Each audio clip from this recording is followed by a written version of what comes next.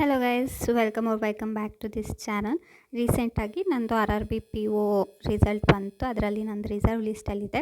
ತುಂಬ ಜನ ಸಜೆಸ್ಟ್ ಮಾಡಿದ್ರು, ಬೆಟರ್ ನೀವು ನೆಕ್ಸ್ಟ್ ಇಯರ್ಗೆ ಪ್ರಿಪೇರ್ ಆಗೋದು, ಅಂದರೆ ಅದನ್ನೇ ನಂಬ್ಕೊಳ್ಳೋದು ಬೇಡ, ಅದ್ರ ಜೊತೆಗೆ ಪ್ರಾಕ್ಟೀಸು ಮಾಡಿ ಅಂತ. ಸೊ ನಾನು RBI ಅಸಿಸ್ಟೆಂಟ್ಗೆ ಪ್ರಾಕ್ಟೀಸ್ ಮಾಡಬೇಕು ಅಂತ ನಾನು ನೋಡ್ತಾ ಇದ್ದೀನಿ. ಸೊ ಹಾಗೆ ಕಮೆಂಟ್ ಸೆಕ್ಷನಲ್ಲಿ ತುಂಬ ಜನ ಕೇಳಿದರು RBI ಅಸಿಸ್ಟೆಂಟ್ ಬಗ್ಗೆ ಇನ್ಫಾರ್ಮೇಷನ್ ಕೊಡಿ ಅಂತ. ಸೊ ಹಾಗಾಗಿ ಈ ವಿಡಿಯೋ ನಿಮಗೂ ಹೆಲ್ಪ್ ಆಗತ್ತೆ ಅಂತ ಮಾಡ್ತಾಯಿದ್ದೀನಿ. RBI ಅಂದರೆ ರಿಸರ್ವ್ ಬ್ಯಾಂಕ್ ಆಫ್ ಇಂಡಿಯಾ, ಇದು ಸೆಂಟ್ರಲ್ ಬ್ಯಾಂಕ್ ಇಂಡಿಯಾದು. ಅವರು ಅಸಿಸ್ಟೆಂಟ್ನ ಹೈಯರ್ ಮಾಡ್ತಾ ಇದ್ದಾರೆ. ಇದು ಹೇಗೆ ಅಂದರೆ ಒಂದೊಂದು ಸ್ಟೇಟಲ್ಲಿ ಒಂದೊಂದು ಅವ್ರದ್ದು ಆಫೀಸ್ ಇರುತ್ತೆ, ಆ ಆಫೀಸಿಗೆ ಅಸಿಸ್ಟೆಂಟ್ಸ್ನ ಹೈಯರ್ ಮಾಡ್ತಾ ಇದ್ದಾರೆ. ಫಾರ್ ಎಕ್ಸಾಂಪಲ್ ಕರ್ನಾಟಕ ಅಂದರೆ ಬೆಂಗಳೂರಲ್ಲಿ ಒಂದಿಷ್ಟು ವೇಕೆನ್ಸಿ ಕೊಟ್ಬಿಟ್ಟು ಅದಕ್ಕೆ ಹೈಯರ್ ಮಾಡ್ತಾಯಿದ್ದಾರೆ. ಬಟ್ ಎಕ್ಸಾಮ್ ನ್ಯಾಷನಲ್ ಲೆವೆಲಲ್ಲೇ ಆಗುತ್ತೆ. ವೇಕೆನ್ಸಿ ಸ್ಟೇಟ್ ಲೆವೆಲ್ ಮತ್ತು ಕಟ್ ಆಫ್ ಕೂಡ ಸ್ಟೇಟ್ ಲೆವೆಲಲ್ಲಿದೆ. ಎಕ್ಸಾಮ್ ಯಾವಾಗ ಆಗುತ್ತೆ ಅಂದರೆ ನ್ಯಾಷನಲ್ ಲೆವೆಲಲ್ಲೇ ಆಗುತ್ತೆ. ಟೋಟಲ್ ಎಷ್ಟು ವೇಕೆನ್ಸಿ ಇದೆ ಅಂದರೆ 650 ಬಿಟ್ಟಿದ್ದಾರೆ. ಲಾಸ್ಟ್ ಅಂದರೆ 2023 ಲಾಸ್ಟ್ ಈ ಪೋಸ್ಟಿಗೆ ನೋಟಿಫಿಕೇಷನ್ ಬಂದಿದ್ದು. ಆವಾಗ 400 ಏನೋ ಇತ್ತಂತೆ. ಈ ಸರಿ 650 ಇದೆ. ಬೆಂಗಳೂರಲ್ಲಿ 24 ಇದೆ. ನೆಕ್ಸ್ಟ್ ರಿಜಿಸ್ಟ್ರೇಷನ್ 16 ಆಲ್ರೆಡಿ ಸ್ಟಾರ್ಟ್ ಆಗೋಗಿದೆ.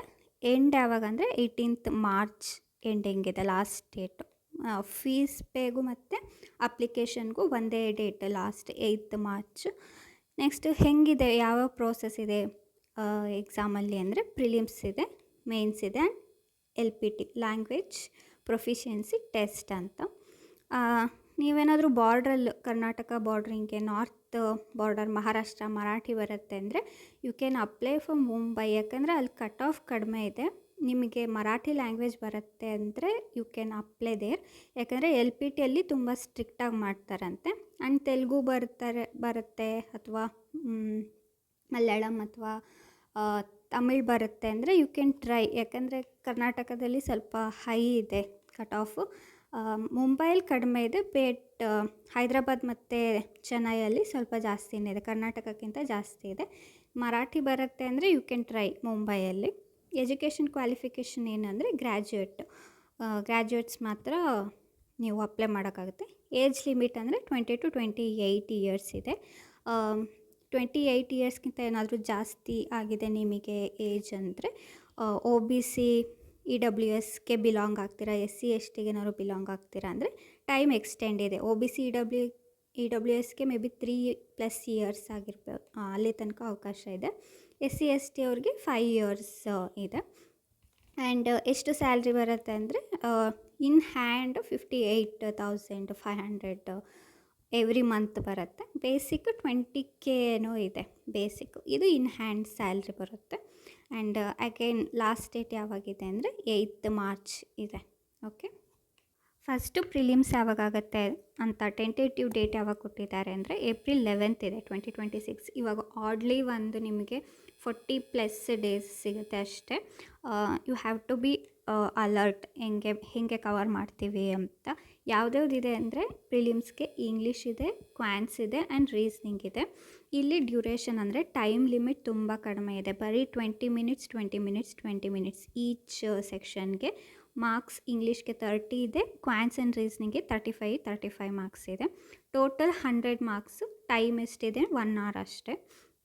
ನಾವು ಹೇಗೆ ಬೇಸಿಕ್ ಆ್ಯಂಡ್ ಪ್ರಾಕ್ಟೀಸ್ ಹೆಂಗೆ ಮಾಡ್ಬೋದು ಅಂದರೆ first 1 week or 1.5 week we should give for ಬೇಸಿಕ್ಸ್ನ ಬ್ರಷ್ ಅಪ್ ಮಾಡ್ಕೋಬೇಕು. ಆ್ಯಂಡ್ ದೆನ್ ಸೆಕ್ಷನಲ್ ಏನು ಮಾಕ್ ತೊಗೋಬೇಕು. ದೆನ್ ಫುಲ್ ಮಾಕ್ ಟೆಸ್ಟ್ನ ಪ್ರಾಕ್ಟೀಸ್ ಮಾಡಬೇಕಾಗುತ್ತೆ. ಫಸ್ಟು ಸಬ್ಜೆಕ್ಟ್ ವೈಸ್ ಏನೇನು ಟಾಪಿಕ್ ಕವರ್ ಆಗುತ್ತೆ ಅಂತ ನೋಡ್ಕೊಳ್ಳೋಣ. ಇಂಗ್ಲೀಷಲ್ಲಿ ಅಫ್ಕೋರ್ಸ್ RC ಇದ್ದೇ ಇರುತ್ತೆ, ರೀಡಿಂಗ್ ಕಾಂಪ್ರಿಹೆನ್ಷನ್. ನೆಕ್ಸ್ಟ್ ಎರರ್ ಡಿಟೆಕ್ಷನಲ್ಲಿ ಜಾಸ್ತಿ ಗ್ರಾಮರ್ ರಿಲೇಟೆಡೇ ಕ್ವೆಶನ್ ಇರುತ್ತೆ. So we have to brush up 120 rules of grammar. Next class ಟೆಸ್ಟಲ್ಲಿ ಅಂದರೆ ಹೆಂಗಿರುತ್ತೆ ಅಂದರೆ ಒಂದು ಪ್ಯಾರಾಗ್ ಕೊಟ್ಟಿರ್ತಾರೆ, ಅದರಲ್ಲಿ ಮಿಡಲ್ ಫಿಲ್ ಇರುತ್ತೆ, ಫಿಲ್ಲಿಂಗ್ ದ ಬ್ಲ್ಯಾಂಕ್ಸ್ ಟೈಪು. ಅದರಲ್ಲಿ ABCD ಇರುತ್ತೆ. ಅದಕ್ಕೆ ಆ ಯಾವ ವರ್ಡ್ ಸೂಟ್ ಆಗ್ಬೋದು ಆ ಸೆಂಟೆನ್ಸಲ್ಲಿ, ಆ ಥರ ಕೇಳ್ತಾರೆ. ಅದು ಕ್ಲಾಸ್ ಟೆಸ್ಟ್ ಅಂತ ಕರೀತಾರೆ. ನೆಕ್ಸ್ಟ್ ಏನಿದೆ ಪ್ಯಾರಾಜಂಬಲ್ ಅಂದರೆ ಒಂದು ಇದು ಪ್ಯಾರಾಜಂಬಲ್ ಸೆಂಟೆನ್ಸ್ ವೈಸು ಆಗುತ್ತೆ ಅಥವಾ ನಿಮಗೆ ಒಂದು ಸ್ಟೋರಿ ವೈಸ್ ಕೂಡ ಆಗ್ಬೋದು.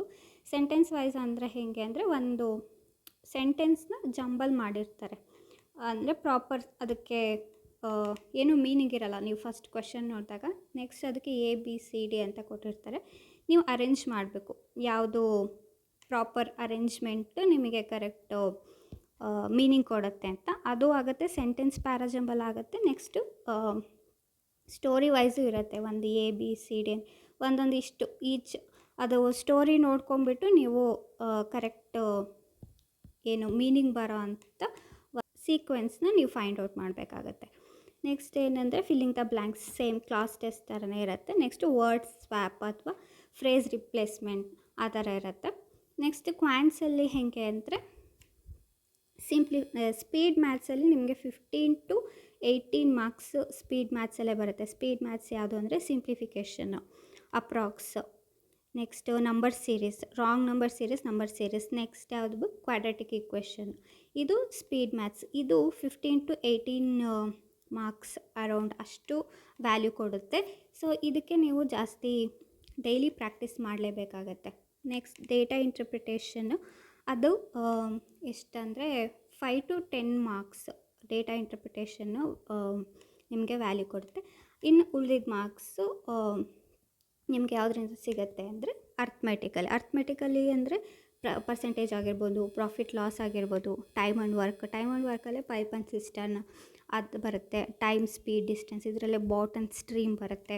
ನೆಕ್ಸ್ಟ್ ಸಿಂಪಲ್ ಕಾಂಪೌಂಡ್ ಇಂಟ್ರೆಸ್ಟ್, ಅದ್ರ ಬಗ್ಗೆ ratio, proportion, average, mixture and alligation, ಇದ್ರ ಬಗ್ಗೆ ವರ್ಡ್ ಅಂದರೆ ಸಿಂಪಲ್ ಕ್ವೆಶ್ಚನ್ನು. ಬಟ್ ಇಲ್ಲೇನಾಗುತ್ತೆ, ಏನು ಕ್ಯಾಚ್ ಅಂದರೆ ಟೈಮ್ ಕಡಿಮೆ ಇದೆ, ಸ್ಪೀಡ್ ನಮ್ಮದು ಜಾಸ್ತಿ ಇರಬೇಕು. ಸ್ಪೀಡ್ ಪ್ಲಸ್ ಅಕ್ಯುರೆಸಿ ಇದು ತುಂಬ ಇಂಪಾರ್ಟೆಂಟ್ ಆಗುತ್ತೆ, ಬಿಕಾಸ್ ವೇಕೆನ್ಸಿ ಕಡಿಮೆ ಇದೆ ಆ್ಯಂಡ್ ಕಟ್ ಆಫ್ ಜಾಸ್ತಿ ಇದೆ. ಸೊ ನಮ್ಮದು ಮೇನ್ ಫೋಕಸ್ ಯಾವತ್ತು ಸ್ಪೀಡ್ ಪ್ಲಸ್ ಅಕ್ಯುರೆಸಿ ಆಗಿರಬೇಕು.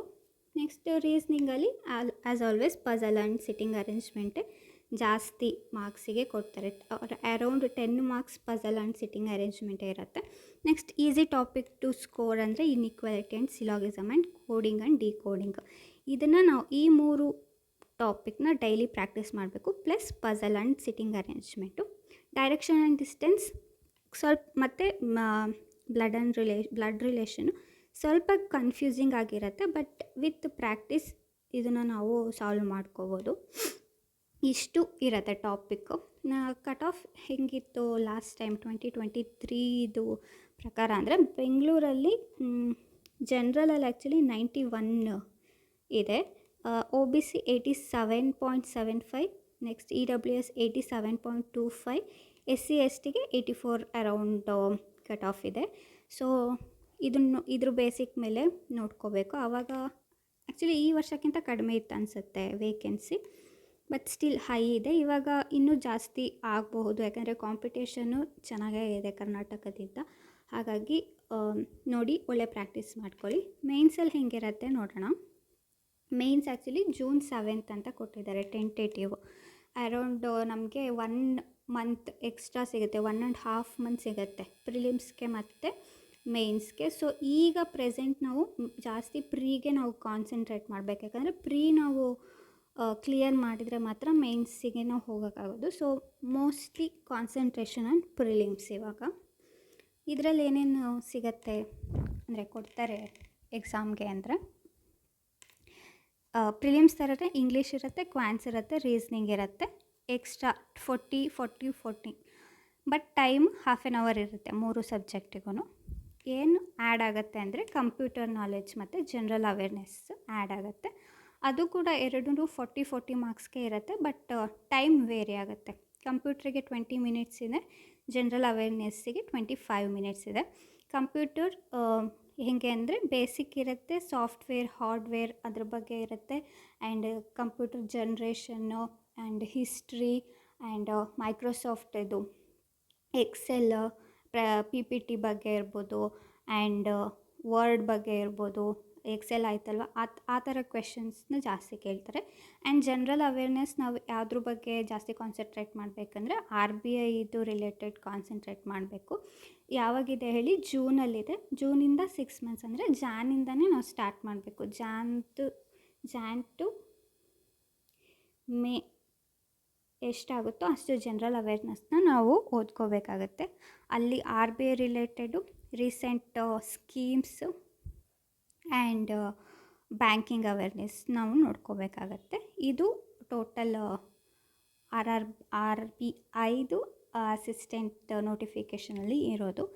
ಸೊ ಹೇಗೆ ಪ್ರಿಪೇರ್ ಆಗಬೇಕು ಅಂದರೆ, ಇವಾಗ ಮೇನ್ಲಿ ಕಾನ್ಸಂಟ್ರೇಟ್ ಆನ್ ಪ್ರಿಲಿಮ್ಸ್ ಆಗಿರೋದ್ರಿಂದ ಫಸ್ಟು 1 ವೀಕು ಬೇಸಿಕ್ ಮೇಲೆ ಬ್ರಷ್ ಅಪ್ ಮಾಡ್ಕೊಳ್ಳಿ ಎಲ್ರೂ.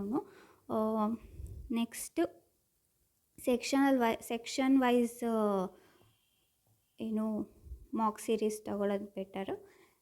And then full length weekly 2 full length mock test ತೊಗೊಳ್ಳೋದು. ಆ್ಯಂಡ್ ಸೆಕ್ಷನ್ ವೈಸ್ ಆದರೆ ಇಫ್ ಪಾಸಿಬಲ್ ಡೈಲಿ ಮಾಡಿ.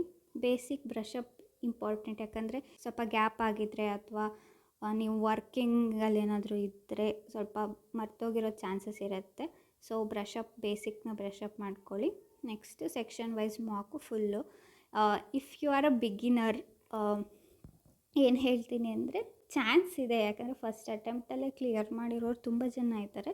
But if you are a very new to the banking, ಇದನ್ನ ಒಂದು test ಅಂದರೆ ಸುಮ್ಮನೆ ಒಂದು ಮಾಕ್ ಥರನೇ ತೊಗೊಳ್ಳಿ, ಬೆಟರು. ಆಮೇಲೆ ಇನ್ನೂ ತುಂಬ ಜನ ಹೇಳಿದರು, ನನಗೆ ಮಾಕ್ ಎಲ್ಲ ಚೆನ್ನಾಗೇ ಅಟೆಂಡ್ ಮಾಡ್ತೀನಿ, ಮೇಯ್ನ್ ಎಕ್ಸಾಮ್ಗೆ ಹೋದಾಗ ನಂಗೆ ನರ್ವಸ್ ಆಗಿಬಿಡ್ತೀನಿ ಅಂತ. ಸೊ ಅಂಥವ್ರು ಏನು ಮಾಡಿ, ಸುಮ್ಮನೆ ಒಂದು ಟ್ರಯಲ್ ಥರನೇ ಇದನ್ನ ತೊಗೊಂಡು ಆ ಎಕ್ಸಾಮ್ನ ಅಟೆಂಡ್ ಮಾಡಿ. ಐನೋ ಫೀಸೆಲ್ಲ ಏನು ಸುಮ್ಮನೆ ಕಟ್ಟಬೇಕಾ ಅಂತ.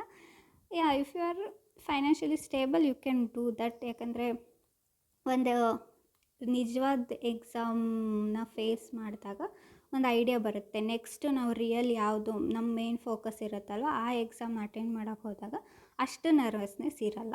ಸೊ ಪ್ರಾಕ್ಟೀಸ್ ಮಾಡಿ. ಆಲ್ ದಿ ಬೆಸ್ಟ್, ಚೆನ್ನಾಗಿ ಮಾಡಿ. ಬಾಯ್, ಹ್ಯಾಪಿ ಲರ್ನಿಂಗ್.